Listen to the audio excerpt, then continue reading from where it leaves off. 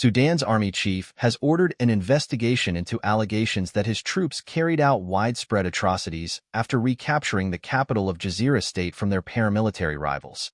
Gen Abdel Fattah al-Burhan's move comes after widespread concern that civilians, including foreign nationals, were killed after the seizure of Wad Madani.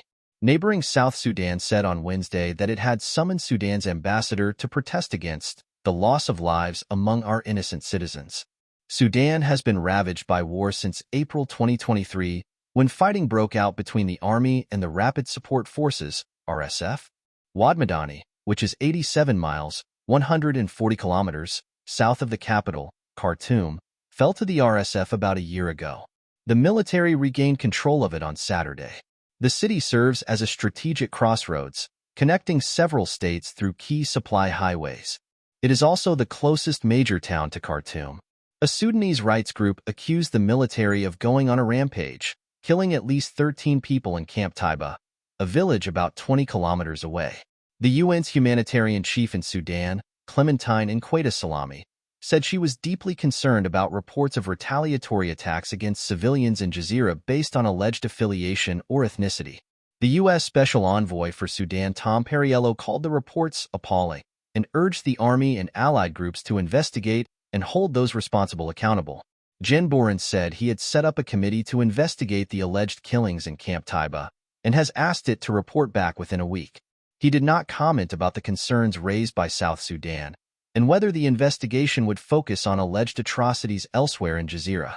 South Sudan's foreign ministry said that it had received a comprehensive report from its embassy in Sudan detailing the unfortunate events that have resulted in the loss of lives among our innocent citizens who maintain a non-combatant status.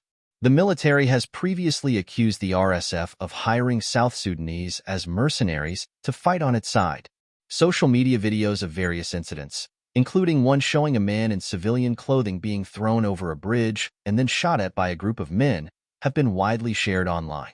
BBC Verify has confirmed the video was filmed along the Hantib Bridge over the Blue Nile River.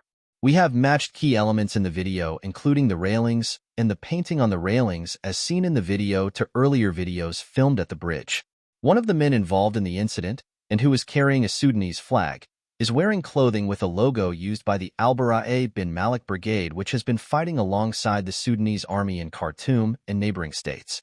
Two other videos filmed elsewhere show at least 30 bodies of men in civilian clothing laid out on a ground next to a wall. BBC Verify has established, through matching objects seen in the video with satellite imagery, that the videos were filmed at a location northwest of Wad Madani, just a few meters from where the army appears to have ambushed RSF fighters. It is not clear how the men died and whether they were killed before the bodies were gathered there. It is also not possible to identify them, nor whether they were affiliated to any of the fighting parties, as it is common for armed fighters not to wear uniforms. Videos of the ambush, heavy exchange of fire, and the aftermath are also circulating.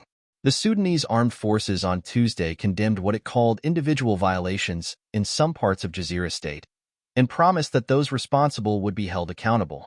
Both sides have been accused of atrocities in the 20-month-long conflict. The RSF was itself accused of carrying out retaliatory attacks in Gezira following the defection of their commander Abu Akla Kaikal in October last year. Kaikal was heavily involved in the operation that led to the army wrestling back control of Wad Madani.